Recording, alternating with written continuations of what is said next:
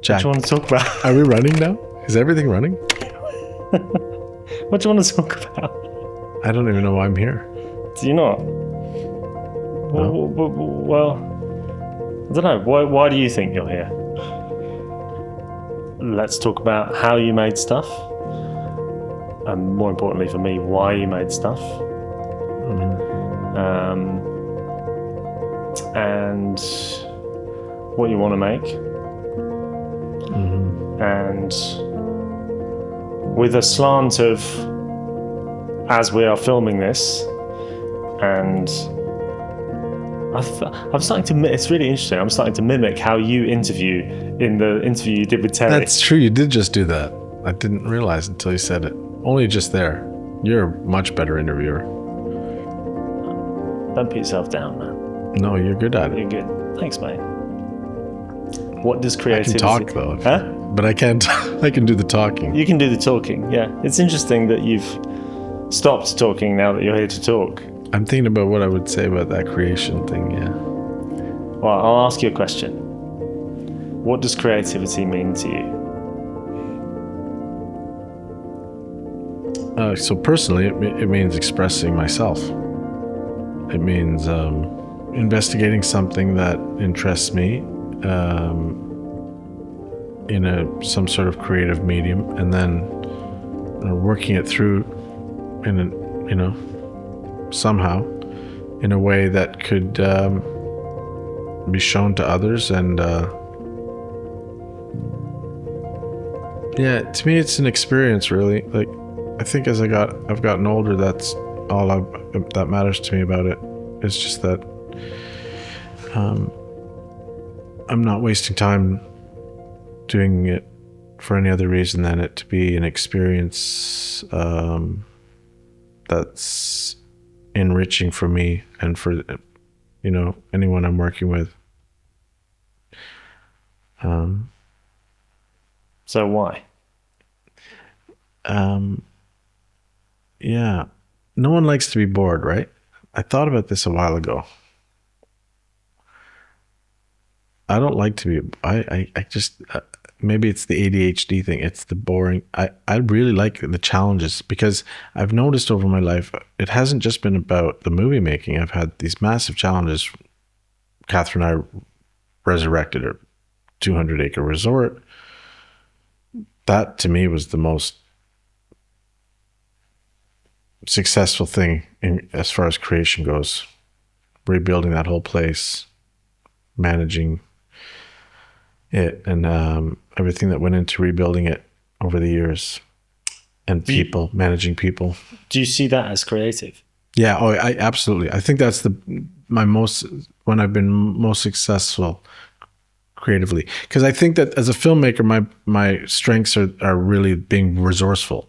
I think that I mean, I am a storyteller. The story comes first, but then I think I'm able to actually find ways to get things done. So unlimited means a lot of the time. So I think that resourceful thing went into the renovation of the resort. I remember the owner saying, "How did you do this?" At one point, and I said, I think it's all those years of filmmaking that you don't take no for an answer. You find ways to do things for less money, for bigger production value. Parallel thinking. Yeah, maybe. Yeah, you could call it that, I guess. But but I mean, again, the family is creating. That's over the time that's been the priority, that none of the other creative things matter if the family's not working. And then so all that creative stuff's just aside from the family, is like a big bonus. It's like a playground. It's like just a whole lot of fun if we can stay afloat. So they're interlinked. Yeah, I wouldn't want to sacrifice family for the work, because I did that when I started out, thinking, I want to be a movie maker, and I'll do anything. Nothing's going to get in my way. I'm sorry, Catherine, I'm never home. Take care of the kids. I'm trying to do this. I'll drive a taxi at night so I can just keep grinding away at it.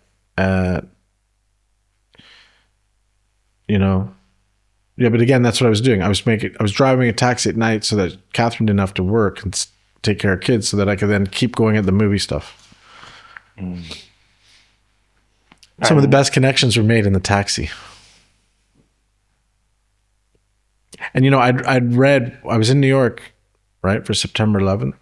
And then my film was at that festival. So my first movie. And then I remember a comedian there telling me he was a taxi driver and that he was getting his best material from talking to people in a taxi. And he thought it was the best job for a comedian. And then when I went back to Canada and I needed another job, I did it. And it was so motivating for stories and people and just putting you in front of people. Yeah.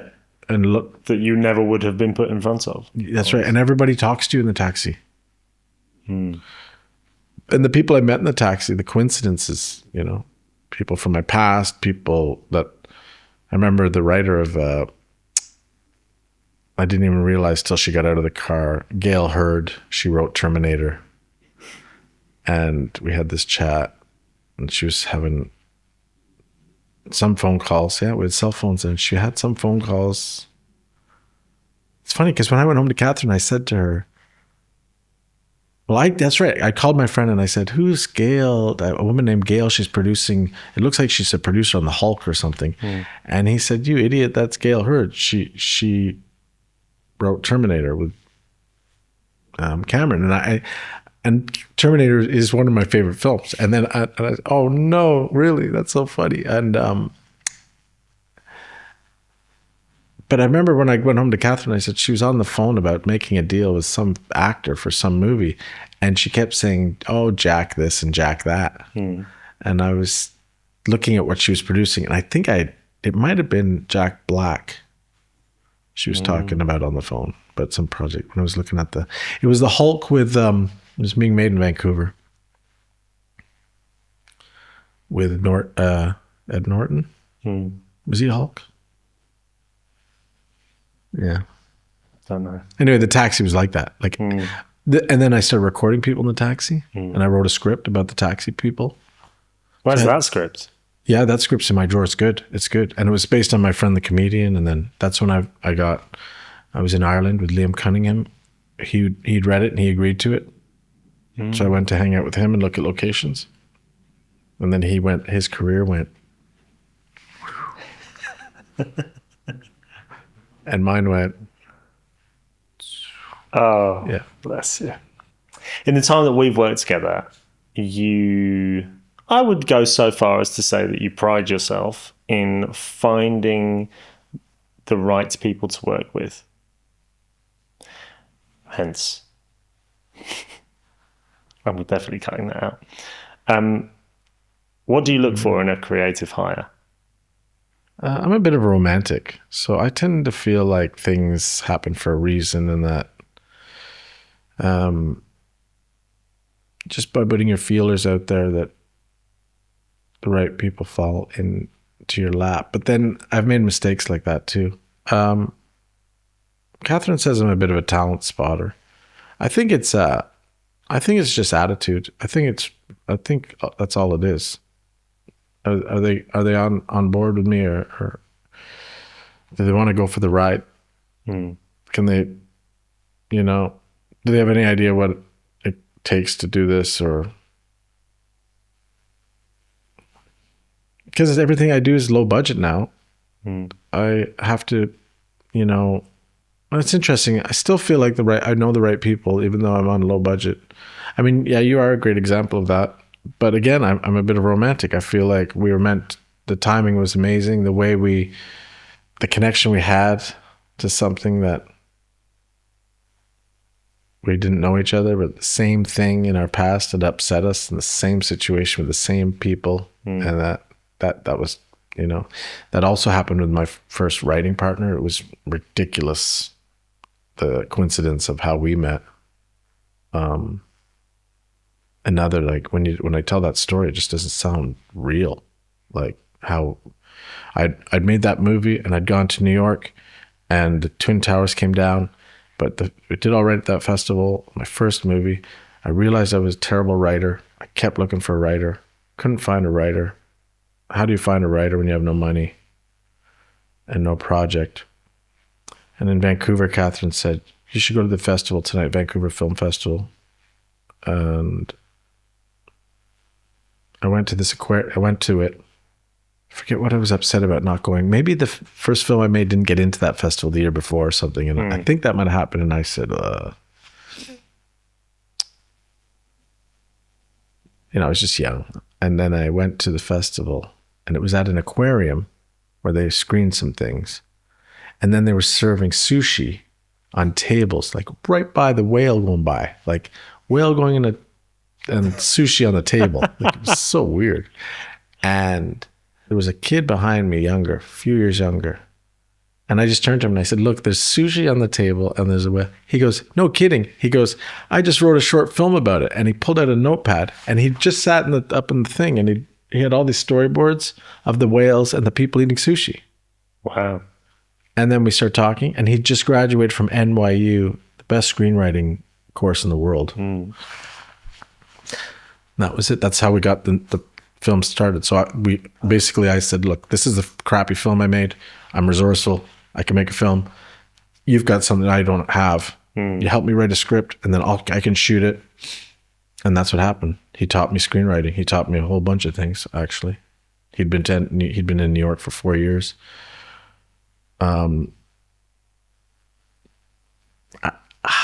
It's possible that he started me on Kubrick. He definitely started me on Kurosawa, with Nail and I. Just these international films. I was already watching Bergman and yeah, that's right. But Armin was yeah, and so he was into it. He was into writing. He was into so I knew he was my partner. He could fill a gap. And Debbie, the editor, she was the smartest person I'd ever talked to. Debbie? She ended up, Debbie Berman, she ended up editing Black Panther and Spider-Man. But then they didn't want to hire her. I couldn't understand, why wouldn't you hire her? She was smarter than all of us. Then I finally got her. And yeah, she again, I learned everything from her. I learned a ton from her. I'm willing to sit there and take abuse. I'm willing to sit in an edit room and admit to what I don't know, and just show me what. And how has that worked for you? Yeah, that's good. I have this now. I think I've hit this kind of critical mass of understanding everything about putting a film together, where you can be free and where you have to be more, Tell me about the realization that you weren't a writer. Well, I just Self-proclaimed. Well, I'm not a writer. I just looked at the situation when I was looking at Hollywood. I was getting involved with filmmaking, and I came to learn early on that the architecture of the script, the structure of your script, has to be a certain way, or no one's watching. You learn that early on, and then you say, "Man, that's hard. That's hard to nail all those things in the screenplay. It's a real expertise to fleshing out a story." And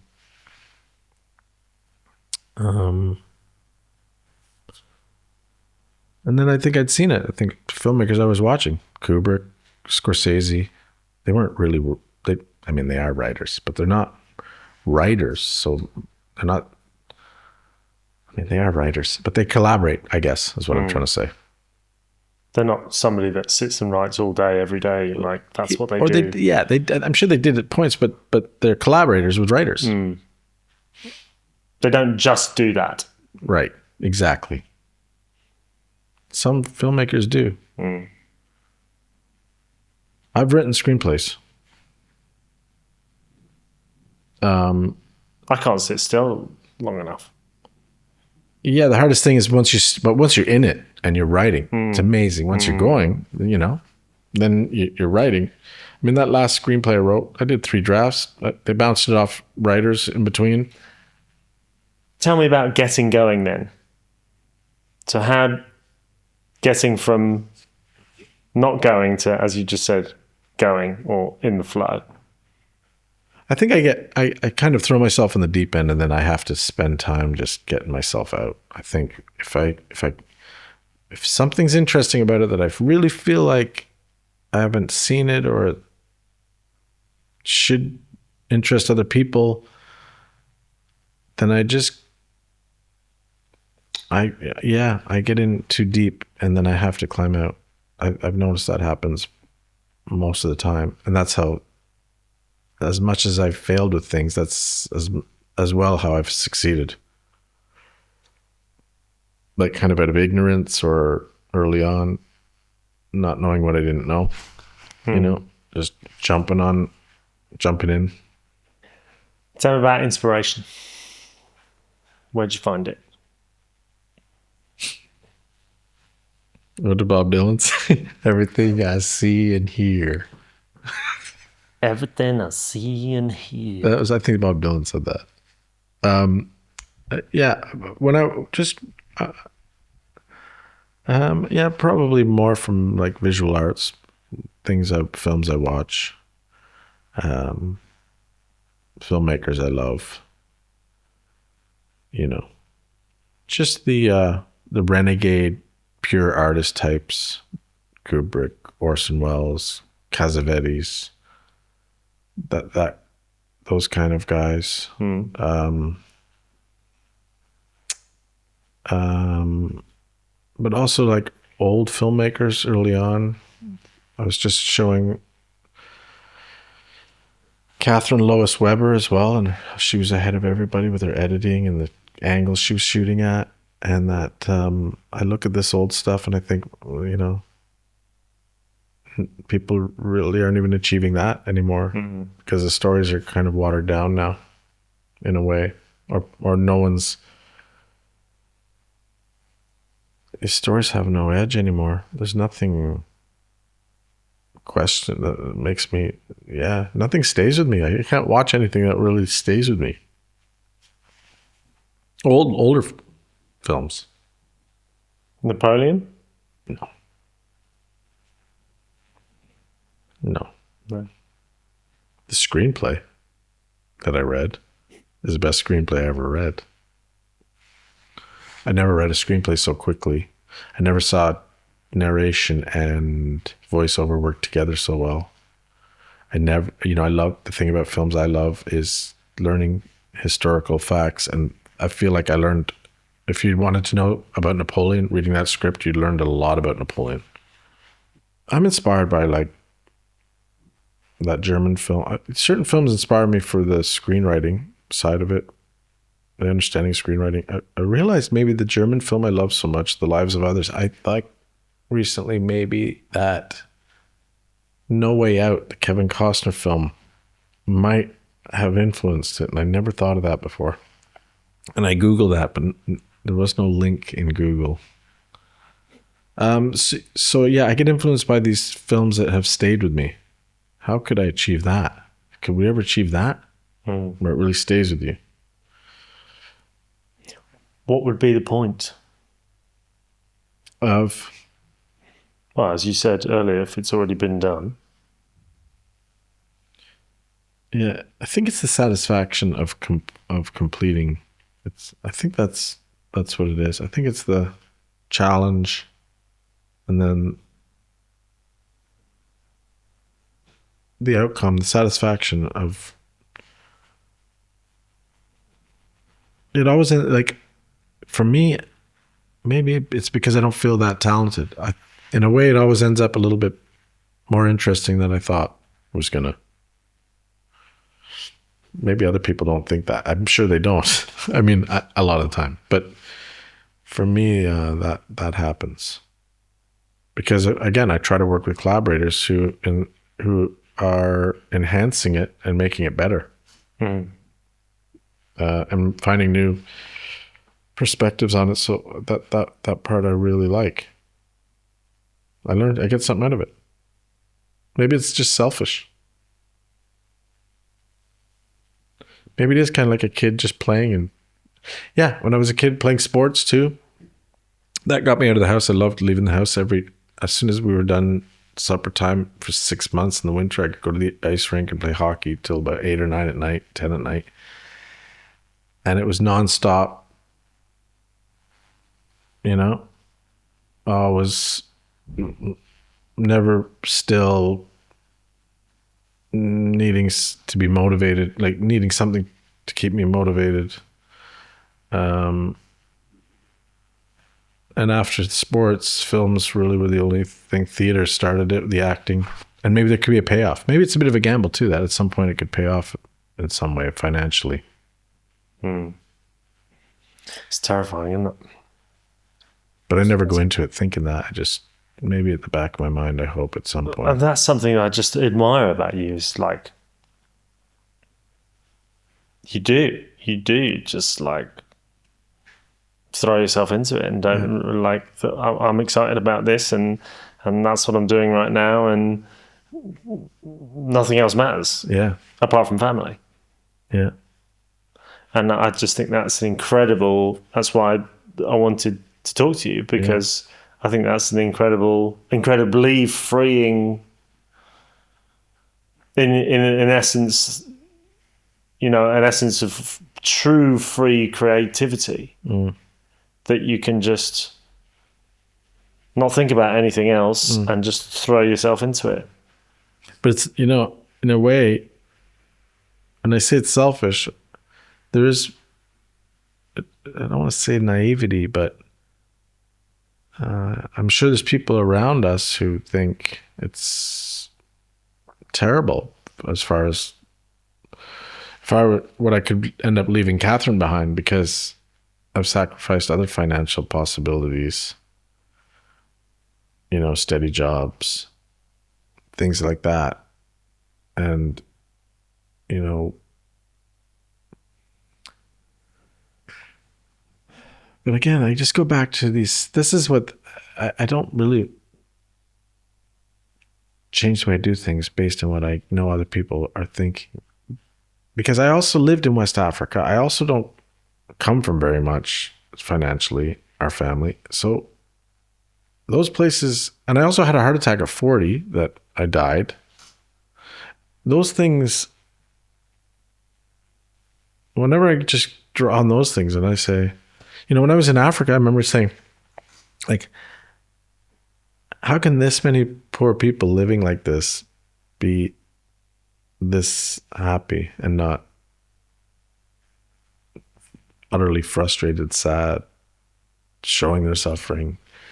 I said, I'll sweep a McDonald's parking lot when I get back to the West if I have to, happily, because I have that opportunity's there. Like, to them, it's not, you know. So I remember that sort of changed the way I did things. Like, you can just come back home and you can fall into the same trap as everyone else. Oh, I gotta save for this retirement, this post-work existence, and steal all my pennies all the time. Because I think there's a bit of a illness when people when they start to save, how, oh, now I can save this much. Oh, how about this much? How about, they just become tighter and cheaper, and then there's no soul. Like, there's no, oh, I'll buy you dinner. Because they think, oh, that'll go in the pot if I don't say that. You know, I see a lot of examples of this. I'm glad I bought you dinner the other week. You bought me dinner more than once. Yeah. Because I totally see what you're saying. I totally see what you're saying. Yeah. As a matter of fact, you've talked about it at the time. I look at the menu. You've said things, which is why I love you. Like, you say things about it. I remember you saying something like, but that's like how many hours work, you know? Yeah. No, you're very generous like that. I don't know why I'm saying that. I don't know. I think it's, well, because sadly it's all tied in. You know, there isn't just raw, untapped, childlike creativity. There's adulthood and capitalism and everything that comes with that. That one might say, is in the way. Yeah, you see, you are a great interviewer. That was a great way to bring it all back. It is. I want to stay childlike, and I try to teach that when I'm lecturing. I want them to feel childlike. I want them to be building a sandcastle, playing, just not caring who they're doing it for. Just playing. You're playing as a child. You don't care. You don't need to show it to anyone. It's the way you're designing it, the way you feel like designing it. Yeah, I do want to be that person. I feel like I know I'm very childish, and I I do sacrifice maybe relationships and many things, like when it comes to people I relate to, because I don't care. I don't care. When you drop dead and then you're back, you're like, why do I care what they think? Why do I care about that? What the hell? How much time have I got left? What do I really care about? What do you really care about? Yeah, I just care about the family, don't you? You know, when something happens to one of them, you're just restless. Or imagining something happening to one of them. That's all I care about, really. It's so the health. I care about them and staying healthy, trying to be healthy. And all the rest of it's fun. Yeah, it's fun. The creativity side. There's going to the pub every weekend. That's fun. Or there's right. Exactly. Sitting there and exactly. That's their choice. People's choice. Everyone has a choice to how they want to, where they want to put their energy. Exactly. And I often think, yeah, my choice is my choice. It might be the stupidest choice. Stupid for who? Yeah, that's right. If people want to think it, maybe it is to them, and that's okay. Foolish. I've had people in our family say things to take me aside at certain times and say, like, what do you want? What are you doing? What are you trying to, get a real job. They're so proud, and I was lecturing at university full time. So proud. He's a professor. I'm not a professor.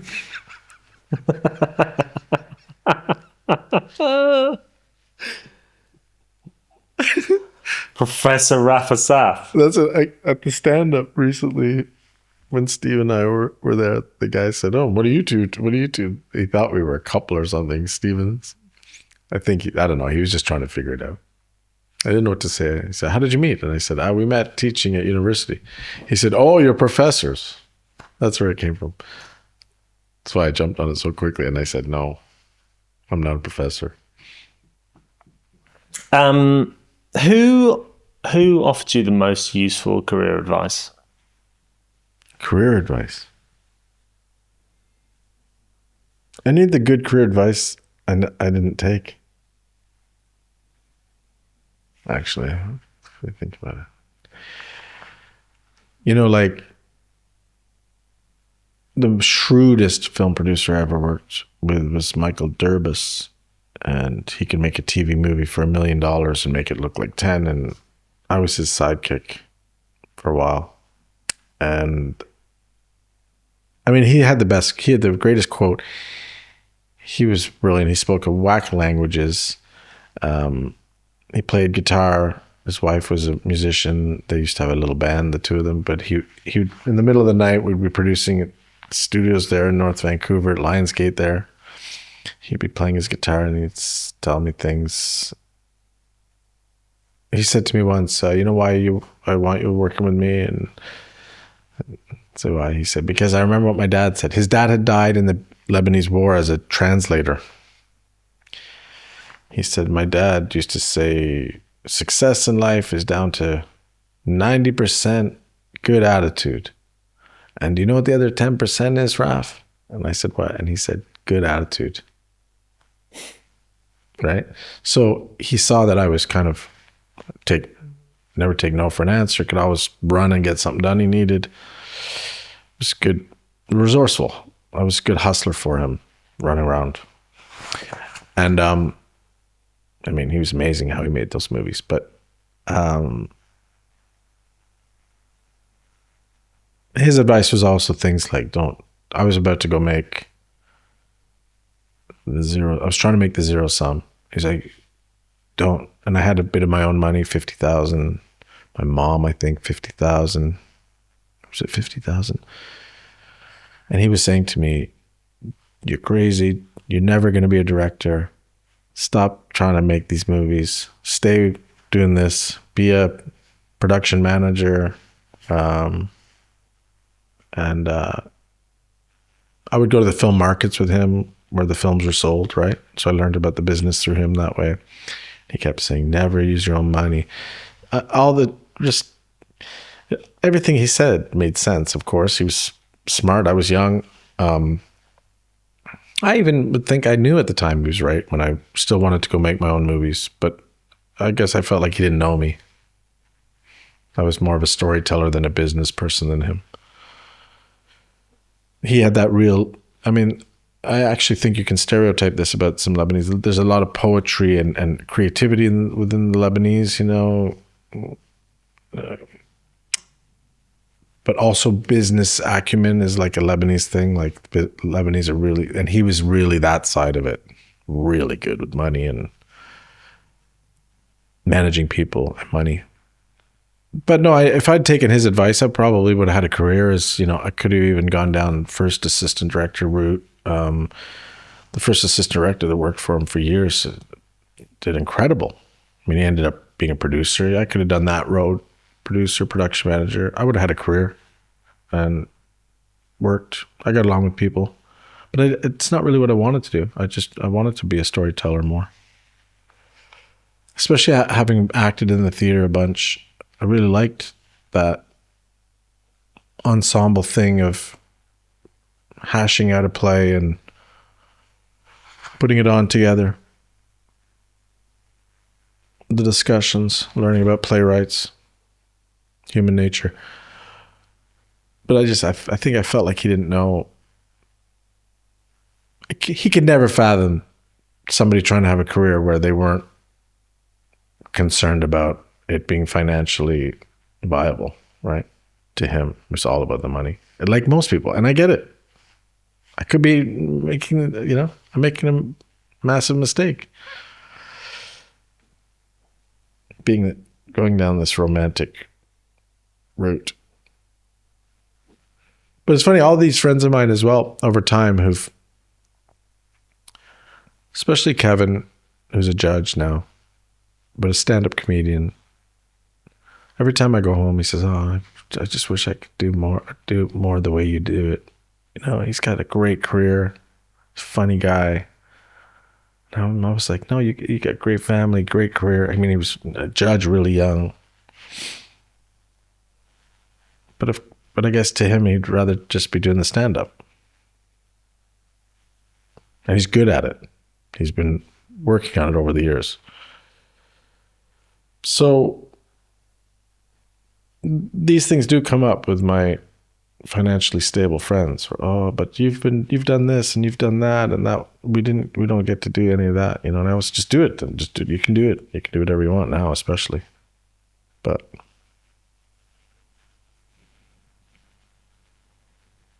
the years in the arts also makes you understand it more. It makes you understand the value of being in a good creative environment and how art is good for us as human beings. I guess every generation goes through this. You look at the younger generation, think they don't know about this and they don't know about that. And the ones before me did the same thing. I have to accept that's what's going on. And that's what this is about, An attempt to translate, save someone a bit of time. But what is this thing on YouTube where they show younger generations older things? Like they'll show Like old telephones and No, like I saw one guy, he listened to an old Dire Straits album. He never heard the Dire Straits before, and he's a musician, and then they play it to him in the headphones, and he's like, this is incredible. Or I saw one with the Who, someone sent me yesterday, and these 20-year-olds, and they were showing the Who in concert and how crazy they were and smashing their equipment and everything. You know? And I was thinking, you know, once they're introduced to it, though, they do find it interesting and exciting, and their attention span can stay with it. It's just the getting over the hump of saying, oh, do you want to watch this 90-minute documentary? Like, it's getting them to, like my kids too. If it's a really good one, like a really good documentary, like a multi-award winning documentary that stood the test of time, you know, one of those, they can't not watch it. They do stay on it for the 90 minutes. I guess they have too many distractions, so do I, to keep us away from that longer format. Because it does feel much more meaningful to stick through a longer film, and there's so much more satisfaction if it's a good one than something short. I'm trying to think, what was it I just watched? Whiplash. I hadn't seen Whiplash. really. Yeah. You know. It's tremendous. Yeah. Yeah. Really just the satisfaction at the end. Like, I felt like all of us stood up at the end at the exact same time. It was instant satisfaction. I felt like we all looked at each other. Oh, they're both crazy. And like, just to take me there, like, and then that was that. Am I right? That's how we all. It seemed to me that's how everyone felt in the room, and that's what he was going for. Go for the ride. Go for the ride. Go for the ride. Because sometimes people are just out there. There's no redeeming of either of them. They're just lunatics. I think that's my interpretation of it. And what's it worth? It's kind of like what you're saying. Like, to be the greatest drummer, with the sacrifice, is it worth it in the end? You lose that girl. You lose the girl. He made the decision to lose the girl. Yeah, you lose the girl. I don't have time for you. Yeah. And then call her later. No, she's not available anymore. But there's an element of knowing what you want and the sacrifices that it takes, and showing the sacrifice that it takes in order to get there, and showing an audience that, I think, is incredibly valuable. They're both so unlikable at the end, though. Yeah, sure. They're both unlikable. In what ways might you be a difficult person to work with or for?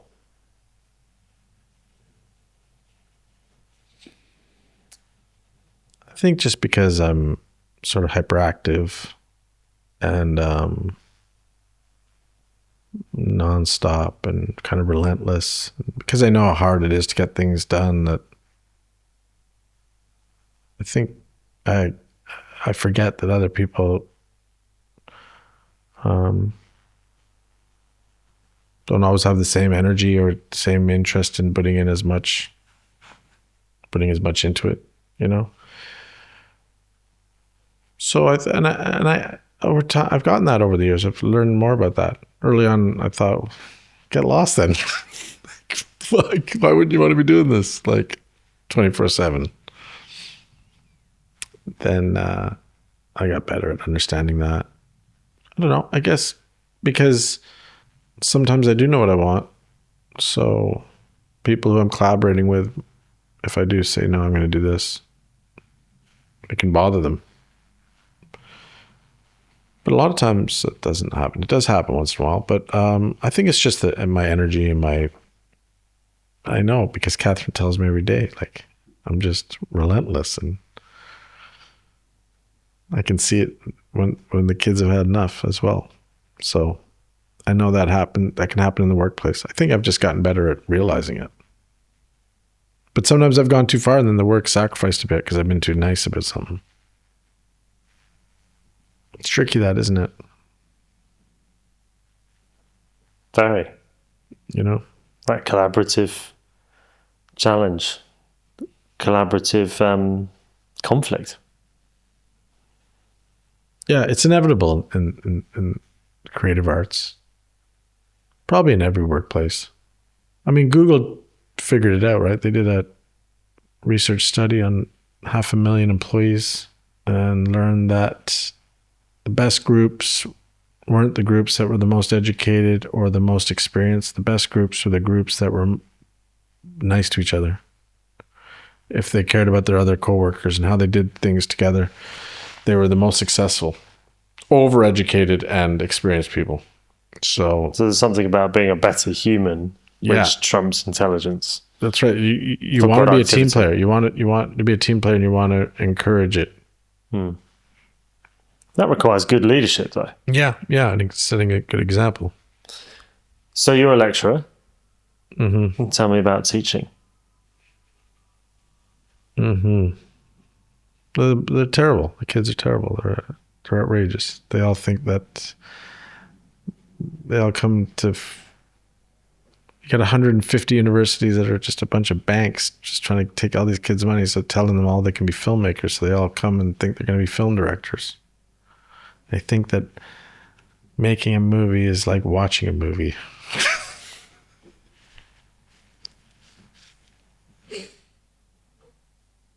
So the ones that get it when you say, no, making a movie, I got this off someone else, another teacher once. It's like a roller coaster. Everyone wants to go for a ride on the roller coaster. But what did it take to put it together for that smooth, fun ride? How many people are behind the scenes with the blueprints and the nuts and bolts and the thing? And yeah. That's making a movie. Then the people get to go for the ride. So that you'll get 1 out of 300 will get that in the 3-year period. The rest of them are just... But I was the same university. I was just having fun. So I have to remember that too. But no, it's just a cash register. Take their money. I do my best for that 1 in 300 to come through, and that I do my best. I think I have a lot to offer them. They can learn from all my mistakes. I try to point all these things out that I did that don't work. Don't do that. You know? And I love making movies, and I do love working with them and showing them how, you can do it like paint by numbers. You can just get this together and that and that and that, and you start to play with it, and you will capture something, and you can edit something. Are they receptacle to it? Yeah, some of them are. Yeah. One of those courses, they were really exceptional students, so they got it. That animation course at Hearts. But that was that was different because that was one of the best courses in the world, and it was hard to get in. So the students should be there. And those animation students can make a better film once you show them filmmaking, because they understand story a little better. They also get camera grammar because of the way they draw. They really understand that. In animation, you can put the camera anywhere. Yeah, but they really understand that concept of that your frame is like a photograph, like it can be. Think of it like a still. Those young film students don't know anything. Think you gotta have moving cameras. You have to try to get across to them that. No. Find the angles and the grammar and tell the story in your stills. The animation students get it right away. Their storyboards, of course, are great. So then when they get out there with a camera, they can replicate it. So that was an exception. But other than that, no, you can't really be a filmmaker if you don't understand writing. And a lot of them don't read books. They're not writing. They're not writers.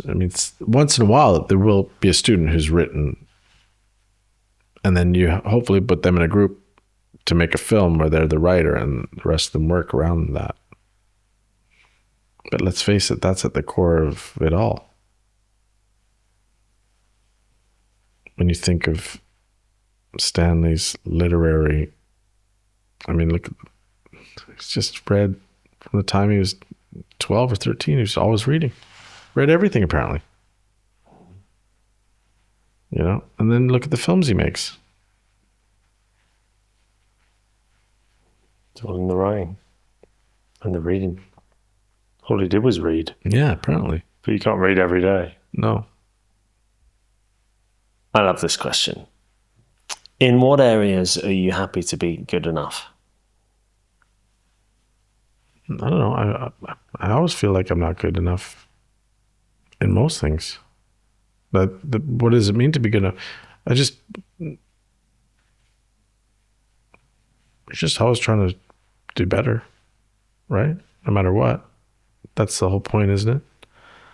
No, I'm not satisfied unless I'm getting better at things. Everything. Catherine, kids, relationships with anybody, somebody I bump into in the street. No, I'm always trying to get better at things. Usually I would have thought of a sexual thing about it, but I didn't that time. I don't know why.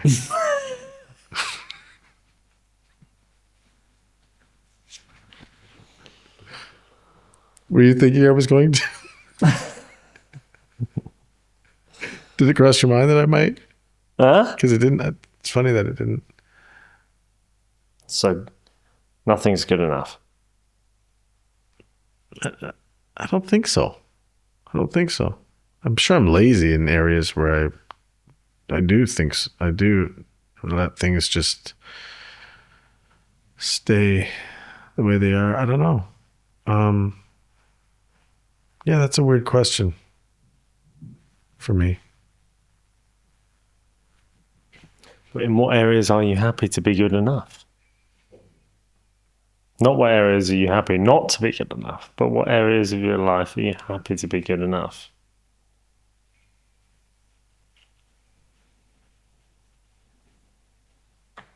I don't know. I don't really know what to say. As John Ford said, next question.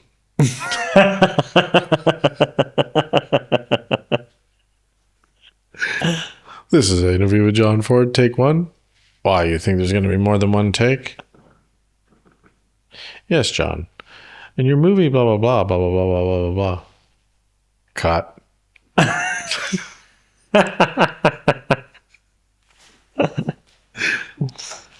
Next question. Yeah, I think that's what he said. Next question. I don't think he said cut. Next question.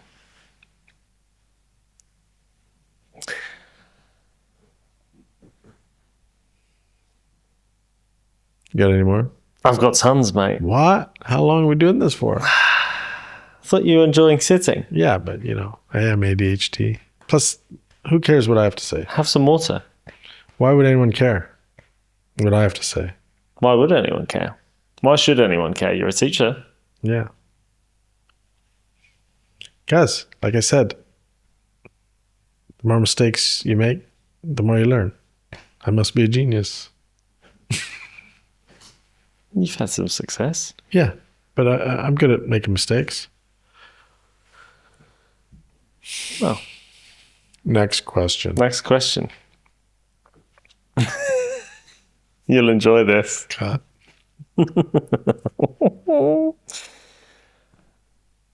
What makes you envious? Not very much. I don't know if I've worked on it over the years. My mom taught us brings you no happiness. Wanting what anyone else wants. Not very much. Not very much. At this point, the only thing that would make me envious is if there was a country with actual democracy. I would be envious of people living there.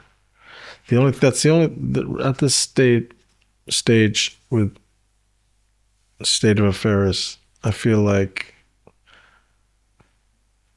yeah, I'd be envious of a country that is living free now without such strong corporate influence and without everybody being on the take. I mean, I used to vote Labor.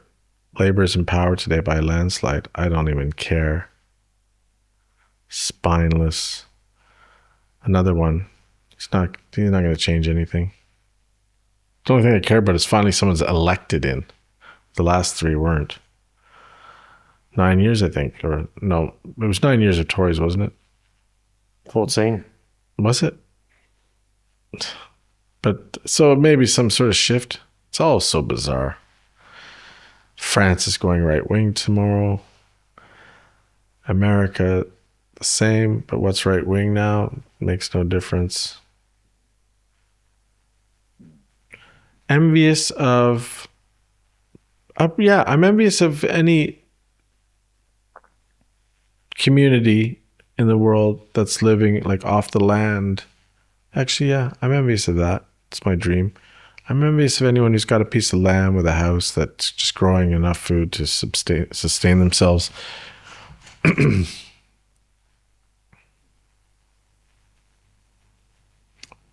But I never really look at anybody and say like I want, like, oh, I wish I had what they had. I don't do it that way.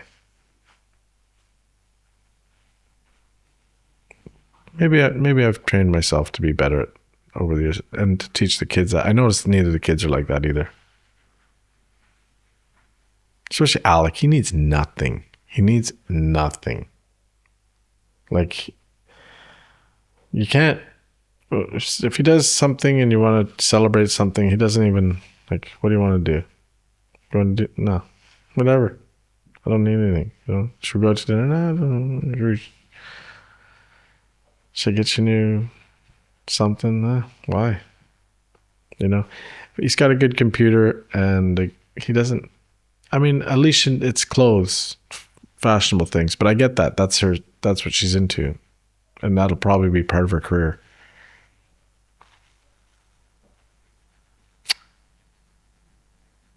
I think I just know it's not helpful to be that way, so I cut it out. Doesn't get you anywhere to be wanting what anyone else has. Do you think there's anything to learn from it?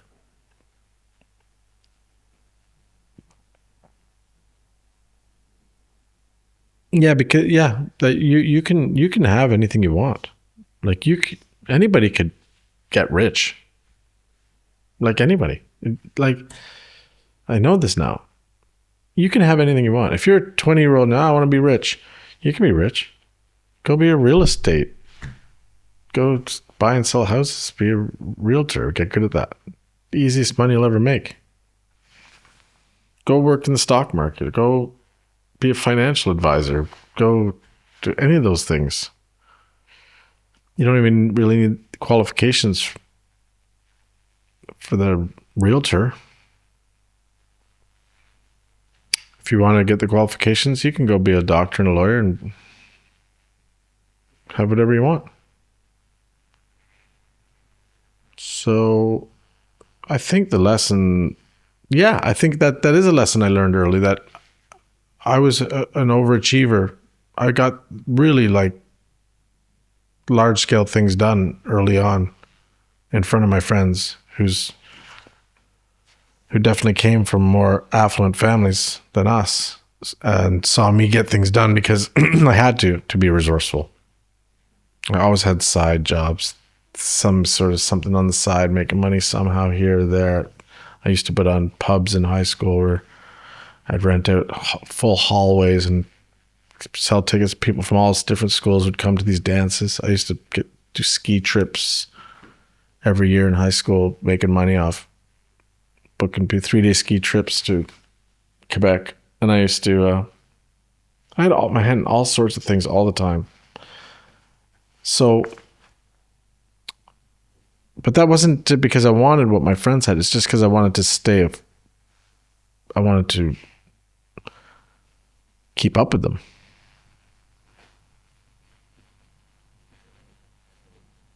You know, I wanted to be able to have the same fun. Which in the end did help me travel. I've had a million jobs, done a million things. So is that, I mean, that would sound like it's because I was envious of people who had success and I wanted it, or had things that I didn't have. It actually, it's not that. It's just that it makes you more resilient to,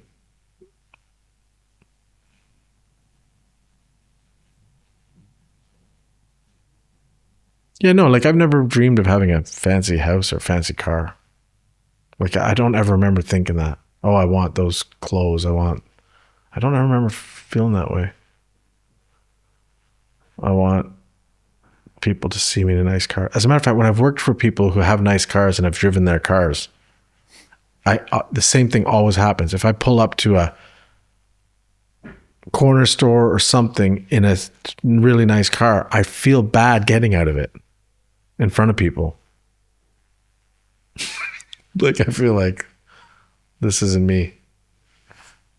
Is that funny?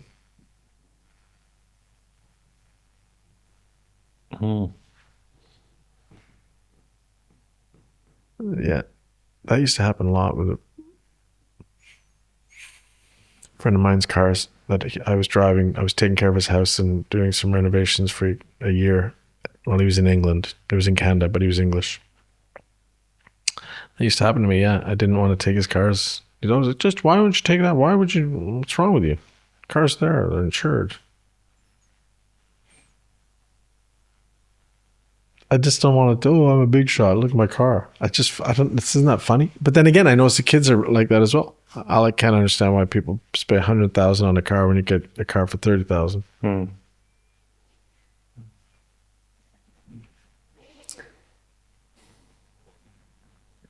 Last one. Maybe that's also a religious thing, the envy thing, being brought up with the Bible and being taught, oh, it's repetitive. You know, the envy is you're going nowhere. Jealousy will get you nowhere. The love of money is the root of all evil.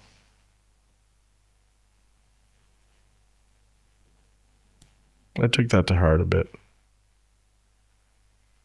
Don't make God your idol. I mean, don't make money your idol. My dad was a bit romantic like that too. He was a painter, right? And a poet. He'd seen wars. He'd been in jail in Africa. He'd seen so much.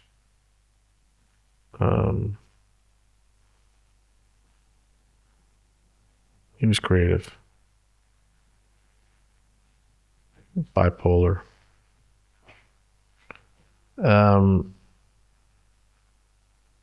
But he had envy. He wanted it. He wanted things. He was a gambler because he wanted to always hit it big. And then when he'd make money on something big, he would get a fancy car. He would get some fancy clothes. And maybe mine is a little bit of a rebellion towards that too, because I thought it was absurd. A real fancy car. A couple months later, a repo man come and take the car, you know.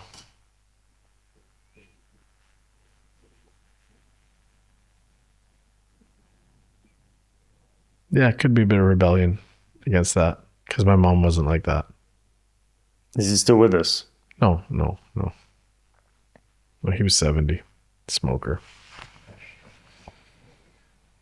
Very similar. Emphysema, smoker, heart attack.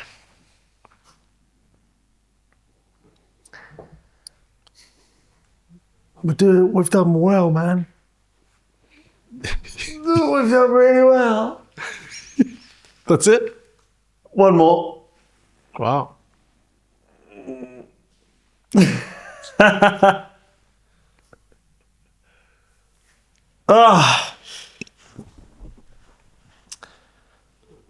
God, bored of me. No. Is there anything you regret not doing due to fear?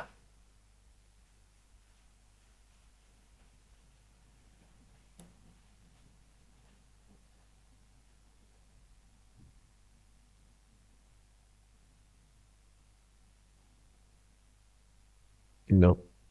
I can't think of anything.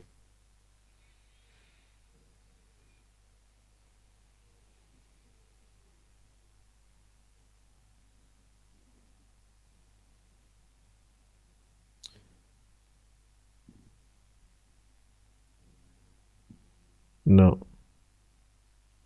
I did some super dangerous things. Super. Just out of ignorance. Naivety. The whole African adventure by myself without anybody knowing.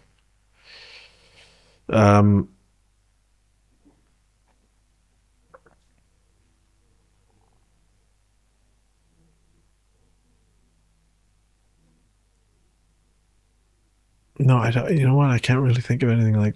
I think I've been quite fearless. I think I'm more hesitant these days.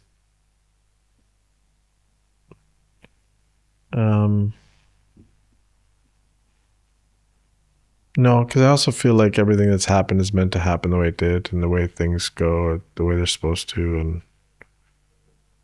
and everything can be seen as learning. So I don't.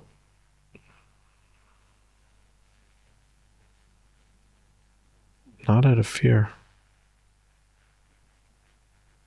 I mean, I have a lot of. I can see where I can just see a lot of mistakes I've made, but I can't see times when I can't really recall feeling like. No, because I don't have regrets like that. So I don't have things in my life where I didn't do it. I didn't try it. I didn't make the call. I didn't.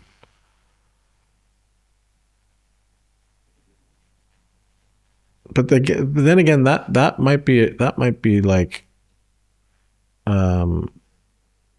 That's probably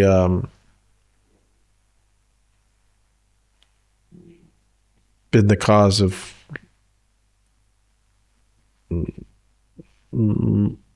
like more failures without taking the time, contemplating something more carefully, thinking it through properly, not jumping in at the deep end. Yeah, I know those things have hurt me because people don't really forget, and if you do something quite bold and it fails in front of people, or you try something, they don't forget. Right? Some things you really only get one stab at it, or you leave an impression that doesn't go away for people. I can see that happening to me quite a bit. So that lack of fear has probably been foolish, as well as been good at times. Probably more good than foolish, but definitely, foolish. Even today, I sent an email and I just thought, just when I was waiting for you, I'm just going to send this. Might have been the wrong thing to do. But I didn't want to wait all weekend and find out. Bastards. You know? Leaving you hanging. People leaving me hanging. I knew a guy who used to get a lot of auditions. He'd get like commercials all the time. He used to get so many auditions. I kept, well, how do you get so many of these? And he goes, I don't know. I said, what do you do different? And he goes, at the end of every audition, after they're going, okay, thank you. Next person, I'd always look at the camera and go,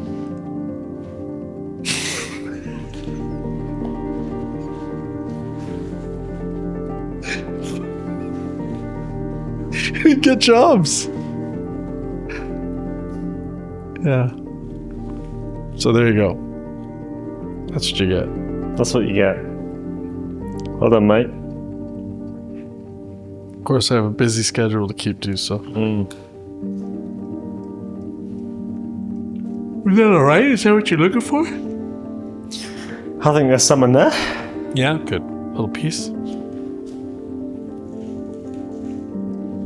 Move it. Twist it. Twist it. Bop it. Well done, mate. Absolute pleasure. Absolutely wonderful. Absolutely wonderful to have you. Thanks so much for coming on. Are you doing that on camera? Yeah. Thanks, Raph. Oh, you're welcome, Jack. Jack. Raphael Assaf.